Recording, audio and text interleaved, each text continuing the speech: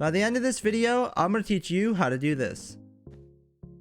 First up is the safe bridge. It's very useful and I use it the most. The safe bridge is really easy to do. All you need to do is leave a few blocks of room, or you can kind of pull this off while you're running. If you get too close, it will do the thing where it builds straight up like that, and that is not what you want to do. So I like to leave at least 3 blocks away. All you need to do is while you're running, hold down right click and don't let go of it. Even if I'm holding it right now, the bridge will still build. So just don't let go of right click, jump up and run forward. One thing that people forget to do is when they let go of right click and then they fall off like this. So as long as you don't let go of right click, you just hold it down and move forward. You can spin around and do anything really. The safe bridge is especially useful to know in Sky Wars, where you have a lot of players around you rushing to the mid, and it allows you to see ahead of you so you know if you're being sneak attacked or rushed from the side. The second most common bridge that you'll see is the jump bridge. There are multiple ways to do a jump bridge, whether it's starting with a long bridge and turning it into a jump bridge, or just starting off with the jump bridge entirely. For beginners, to pull this off, I like to leave at least 2 blocks of room in front of you, sometimes 3 if you are new to bridging. All you need to do is look down, hold right click and run forward, then you can start to jump while doing it. The jump bridge is a little more risky, but it is quicker than the safe bridge and can help you get away faster. And now a mix between the two, which is MJ bridging. Just like a safe bridge, you run forward and hold right click. However, you start to bob your cursor up and down a little bit while jumping. If you do the MJ bridge without bobbing your cursor, your bridge will stop like that. All you need to do is while jumping is lift your mouse up and down a little bit and it will continue the bridge while you jump. The reason MJ bridging is the best is it's a good balance of both and allows you to see what you're doing and also get where you need to quicker. For the longest time, I didn't know how to start a bridge without putting a few blocks underneath and then going forward like this. However, starting a bridge in the air like this is a lot easier than you think. The best way to practice this is build up over the land so you don't fall in the void and then run forward. And that may happen sometimes. But the more you practice this, you could turn it into jump bridge and you can just turn like this. Just kidding. And while doing this, you could just turn and start to go the other way, and then turn again and start to go the other way. It's just important to make sure you look down, because if you don't look down, you'll do that. Here's a good example of where this became useful in Sky Wars, where I had to make a turn from leaving my island. Next up, we have God bridging, which is so much easier than you probably think. I'm not even kidding. For this, all you have to do is stand on a block, look backwards, and hold down right click and walk backwards.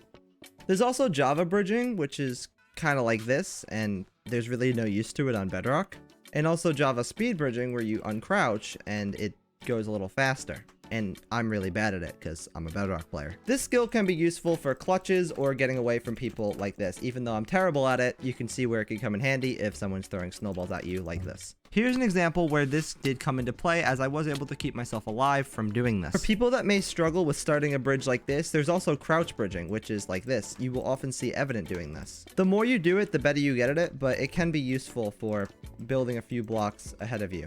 I don't know why you'd really use it, but you can if you really want. It's just crouching and placing a block. Another bridge that's pretty useful is spam bridging. All you need to do is, whoops, I'll walk forward and spam click your mouse like that. I almost fell. It's pretty easy to do. All you have to do is get used to timing, which does take some practice, but when you're used to it, you can just kind of keep going forever. Spam bridging really comes into play when you want to make quick turns and also you don't have a straight path right to where you want to go. Now, spam bridging leads me into icy bridging. Oh, icy bridging, which is like this. No, I had it! Icy bridging takes some time to learn, but if you start off slow,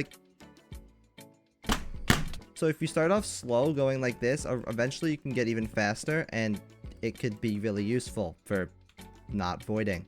As you can see, I'm great at this. Now we have vertical bridging, which is like this.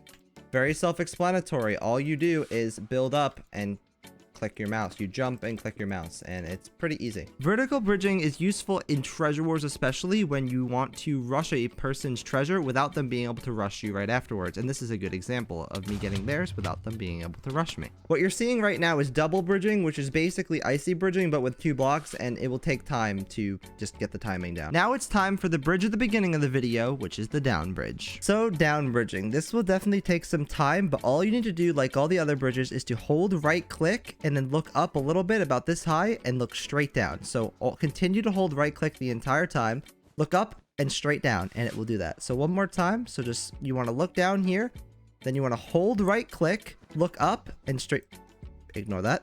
So what you want to do is when you get here, hold right click, look up and then look straight down, and it will put a block down there. And then you could just go down like this, do it again, and kind of just work your way down by doing this. and it's pretty cool. Now you should watch this video to learn some of the biggest Hive YouTuber strategies in Treasure Wars to help you out. Thanks for watching.